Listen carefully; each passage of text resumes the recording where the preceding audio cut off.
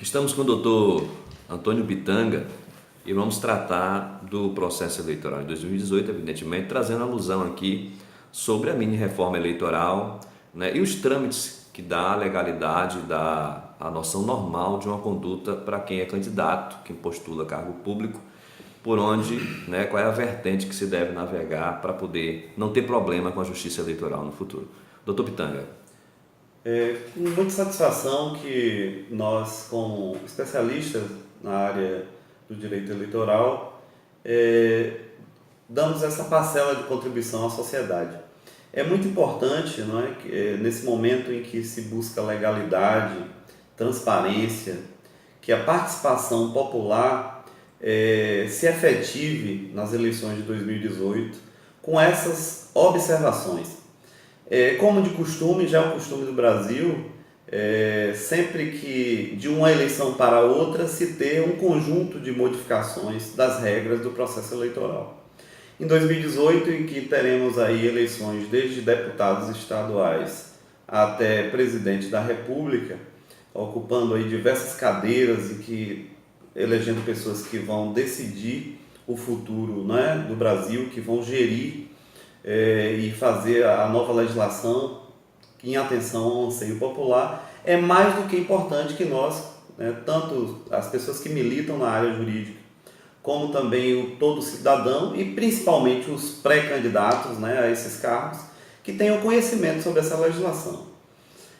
A legislação sofreu, ao final de 2017, precisamente em setembro e outubro, uma modificação singela para esse processo eleitoral.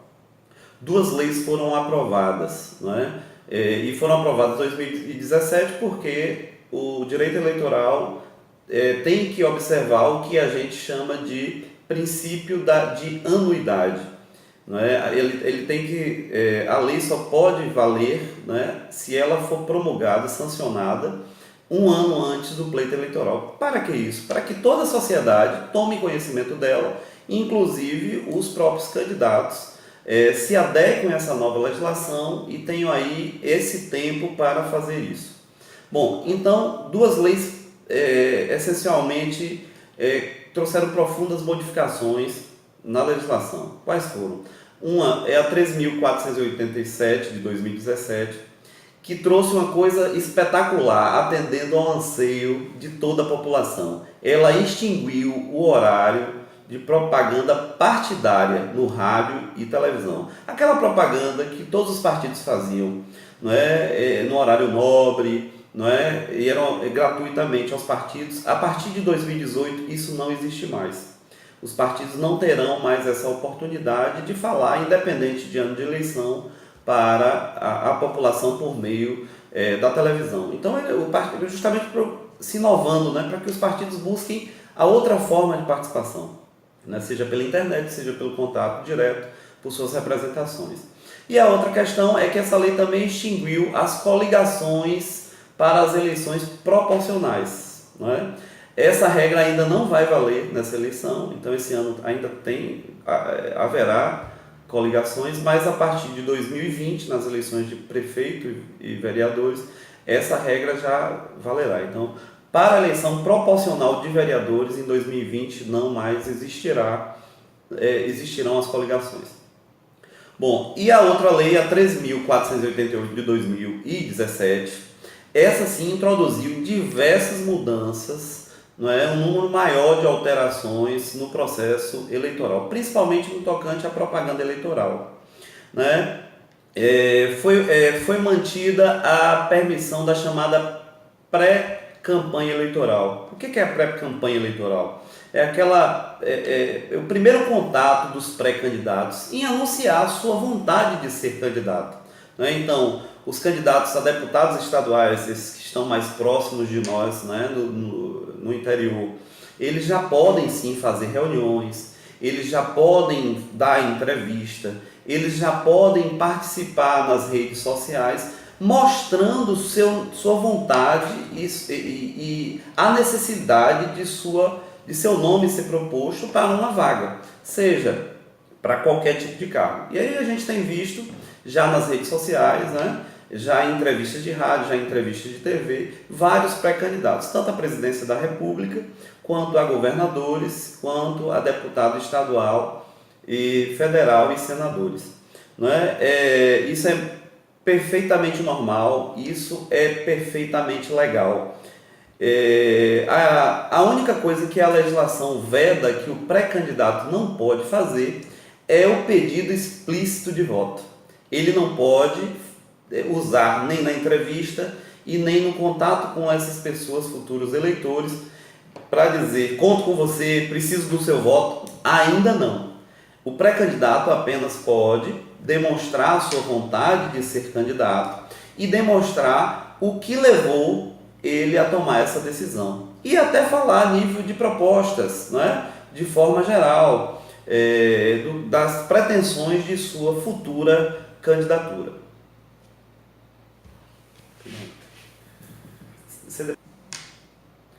Ainda sobre a propaganda eleitoral, a legislação também foi modificada em 2 pontos essenciais. O primeiro, somente pela primeira vez a lei trouxe a especificação da limitação de propaganda.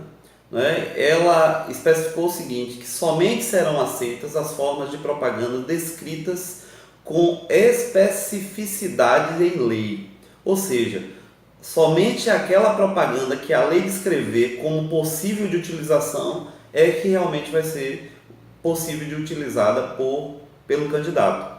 Porque antes, como se tinha uma regra aí do direito civil, que muitos tribunais entendiam, porque a lei não especificou, ou porque a lei não proibiu isso, então isso seria permitido. Dessa vez não, só especificamente o que a lei dizer que é propaganda. E aí você tem uma restrição, principalmente sobre os bens particulares. A gente já viu na eleição passada que foi proibido a utilização delimitou-se o tamanho dos adesivos em carros. Então essa regra continua. O carro só vai poder o perfureito atrás, no para-brisa traseiro, e pequenos adesivos na parte dianteira ou lateral. Tudo especificado. Então a lei eleitoral entra na propriedade privada para dizer, aqui tem um interesse público e você, mesmo sendo dono do seu carro ou dono de sua casa, você só pode utilizar para propaganda eleitoral um determinado tamanho. A outra profunda modificação é a extinção de carros de som. Eu tenho certeza que toda a sociedade, uma grande parte da sociedade, vai ficar muito feliz com essa modificação. Os carros de som em mini trio não mais podem ser utilizados de forma autônoma, como a gente viu até a eleição passada. Mesmo em lugares que a gente conseguiu, por acordo das coligações e dos candidatos na eleição passada, limitar o uso, ainda é um tipo de poluição sonora e desagrada boa parte do eleitorado. Então, pensando nisso, o legislador restringiu. Essa regra absoluta não. Existe uma única exceção para a utilização de mini trio ou carro de som. Apenas em caminhadas ou carreatas ou no comício. E desde que o candidato esteja presente. Então, se o candidato faz a carreata ou a caminhada e está ali no transcurso, ele pode utilizar o carro de som. Certo? Então, essas modificações são de extrema importância. A outra questão é que se permitiu o uso de propaganda via internet, inclusive o impulsionamento disto, desde que não seja pago. Então o candidato não vai continuar podendo pagar pela propaganda na internet. Ela tem que ser gratuita e ainda é possível o impulsionamento. Assim como ele pode estabelecer sites, desde que ele não pague pessoas ou não façam aquele tipo de robôs, aqueles programas que fiquem disseminando isso. Isso, se for descoberto, realmente ele sofrerá. Existe também uma preocupação do TSE, assim como todas as pessoas envoltas no processo eleitoral, de tentar coibir a questão do fake news, E o TSE, independentemente da legislação que já foi aprovada no Congresso Nacional, que já está em vigor, o TSE tem o poder de determinar, através de resoluções, outras medidas complementares. Tá? Então está se trabalhando, existe uma equipe técnica hoje envolvida com essa questão de como coibir o fake news e como penalizar as pessoas que utilizem dessa regra, desse meio ruim de propaganda negativa de outras pessoas. Por fim, houve também muitos avanços na eleição passada em relação à prestação de contas e a forma de arrecadação pelos candidatos e utilização dos recursos para a campanha.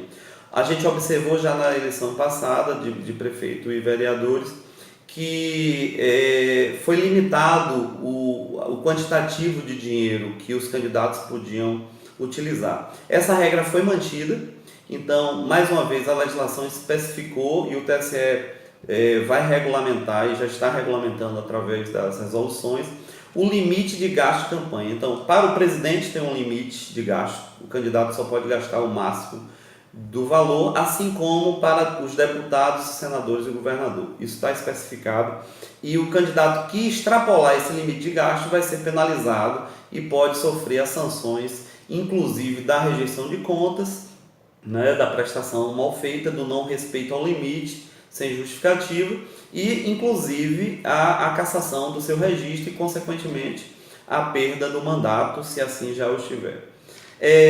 Além dos limites de gasto, se manteve as formas de arrecadação só de pessoa física, não se pode mais ter doação de pessoa jurídica. Eu acho que isso foi muito bom e foi mantido. Então, essa arrecadação por meio da pessoa física está limitado lá a 10% da renda declarada pela pessoa física no ano anterior. Então, não é qualquer doação que a pessoa pode fazer, é até seu limite de declaração em imposto de renda ou de isento.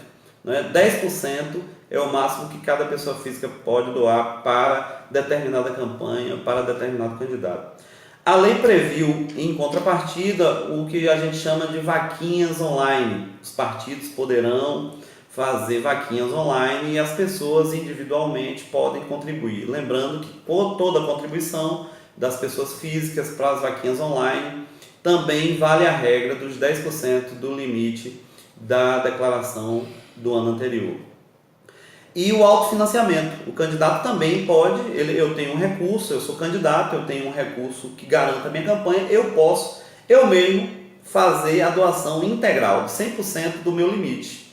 Eu sou candidato a deputado estadual, pretendo gastar R$500 mil em minha campanha, eu disponho desse recurso, eu tomei por meio de um empréstimo em uma instituição financeira regular, eu deposito inteiro em minha campanha e eu mesmo vou arcar com essa responsabilidade sobre o pagamento de cada despesa a partir do meu próprio recurso. Isso também continuou possível, não é?